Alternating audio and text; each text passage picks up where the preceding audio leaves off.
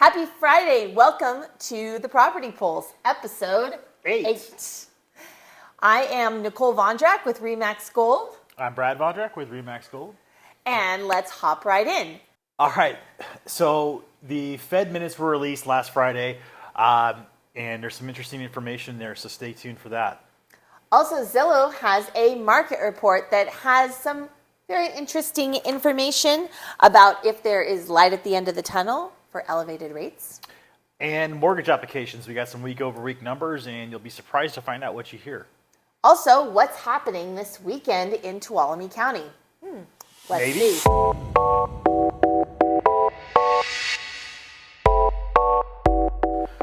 So the Fed met at the end of January, and they meet every 45 days, but we finally got the minutes released last Friday, so about 20 days later. And more or less what had come out is not essentially the most optimistic news. They essentially are just cautioning about lowering interest rates too quickly. If you've been following the Fed and their report, they have said at the end of last year that they were looking into 2024 as a year to cut rates. And you've heard a lot of people talk about the year of 5, which means interest rates below 5. Well, currently we're sitting a little over 7. And this last month, we actually had quite a spike based on this report here, and actually may affect some other things that we're going to talk about later. So, but core inflation for them, the biggest point to take away that they had in these minutes was various participants noted that the housing service inflation was likely to fall further as deceleration in rents on new leases continue to pass through measures such as inflation. So essentially, all the rents that have seen a spike since COVID are actually coming down, and that's a good sign. But there are some other indicators that they're a little not so bullish on, like low unemployment, and consumer spending is still stronger than expected because of the low unemployment. And we'll talk about that in a second. A seasonally adjusted claims for unemployment increased by 13,000, with a 4-week moving average decreasing to 212. So unemployment is still low. Unfortunately, we do need to see some of those numbers increase in the bad way for people, for the Fed to start looking at inflation getting to that 2% mark that they're looking at. But moving forward, their actions essentially are going to be that the rates are kind of likely at its peak. So they're not looking to increase the 10-year Treasury, but it may be just a higher 30-year fix for longer. We may still see 5, but it'd probably be more likely to see that at the end of the year. And even so, it'll probably be like 5.99. But yeah. So and some of this stuff is brought up in the Zillow market report that you got. Well, and also we'll have to see if the election has anything to do with what the feds say. We'll just have to see how that plays out for this year. Mm-hmm. So as we go into our Zillow market report, they are talking about how inflation still threatens pent-up demand. So we've talked about this on the Property Pulse about how the demand is there. There's not a lot of houses going on the market because of the way the interest rates went, especially in 2021, really, that we have pent-up demand. Growth is going at a solid pace, though, Powell says. He did a 60-minute interview in early February that you could go and watch. And he is saying that the economy is strong and that inflation is the only part that's not participating. Which we just talked about. They say they're talking about the 30-year fixed. It has gone up, which I know that Brad just talked about. The lowest we saw for 2024 so far is we did see in January. It went down to like 6.6 here. Given the rate climate, what's most important is that the respondents, so there was a Fannie Mae purchase sentiment index that came out, and they were talking about respondents, and most people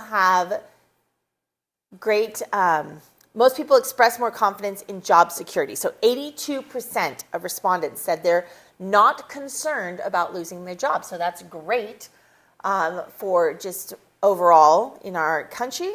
And they don't feel like they However, it's not great for the Fed they want to see those unemployment numbers increase. Yeah. So it's bonus to see everybody have jobs, but it's also a negative for where the Fed and the monetary policy is trying to achieve. It's kind of a balancing act, and they're not sure how to, they bring everything down. It's a balancing act. So with all of that, it's basically what Brad was talking about, that we're still kind of in a waiting game to see where our rates are going to go. And that's where we really need to watch what the Feds talk about with their meetings and see if they bring down the numbers. So with all that information, what does this report say about to expect in the next coming months? Well, it's definitely talking about how they are expecting a competitive home shopping season. And in saying that, if you are a first-time home buyer or first-generation home buyer, there are some programs that are coming out, or a program that's coming out in the spring called the California Dream for All program. And the first part of that, it says you need to be in California. So that's probably the first factor. Exactly. So there is some grant money that is being released. We would love to tell you some more information if you feel like you might fit in that category of a first-time home buyer. And even if you're not a first-time home buyer, we would love to help you get ahead of this spring season, because they are anticipating that it might be a busy spring season. Well, and the biggest thing that they take away from the end of that report is, for you buyers, knowing your budget, knowing your constraints on if rates do go up, what does that do to your budget? How will that affect your budget? And most importantly, knowing your buying power going forward in a competitive market, because you're going to need to be able to pull the trigger as soon as you see the right home. If you wait too long or you're not ready, you may lose out on that property. Yeah, it's crazy. There's been so many properties that have gone really quickly, even in this early spring season. So speaking of those mortgage applications, especially for you buyers out there, they did decrease. No surprising. Rates go up, mortgage applications go down. In January, we saw mortgage rates shoot up because rates had dropped down. So we're having the inverse effect at this point. Pretty much refinancing is non-existent. It keeps declining. It's down 7% week over week. Seasonally adjusted purchase index is also had decreased 5% week over week. And lo and behold, according to this report, which was actually Bankers Association from this past week, their average contracted interest rate was actually about 7.04%. I pulled the numbers from MSNBC just before we started this, and it was sitting at 7.15. So that average of 7.04 is about right. And purchase activity is notably down 12% year over year, unadjusted basis. But as we go into the spring, we will start to see more homes get on the market. You'll start to see a higher competition based on what we just said in the Zillow market report. But there are some things that do affect the seasonality, especially in the spring market, and that's how long winter lasts. According to the groundhog, we're not supposed to have much winter. However, I think around here locally, we got some different plans. Yeah, I kept feeling like it was going to be spring. It was beautiful weather.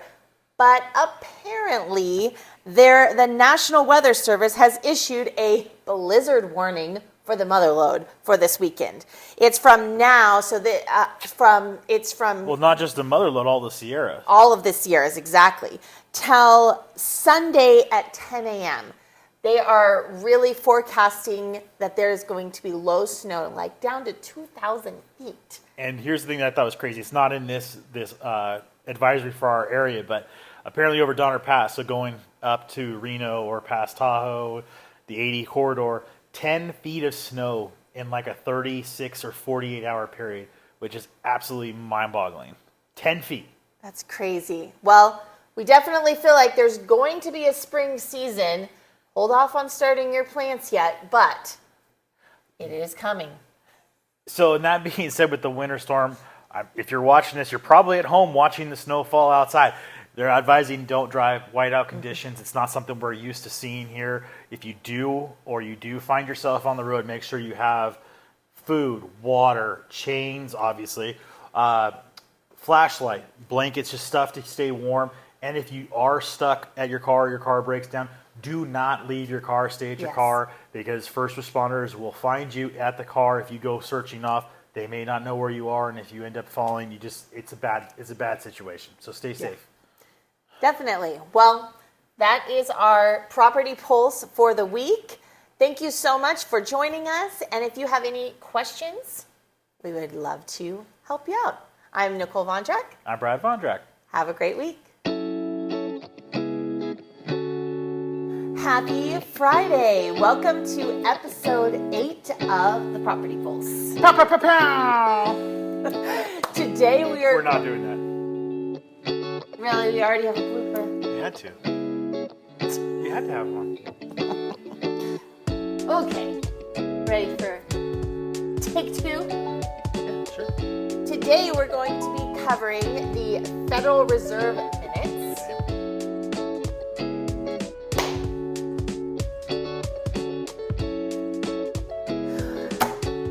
Happy Friday. Welcome. Our bloopers are always in our intro. Always.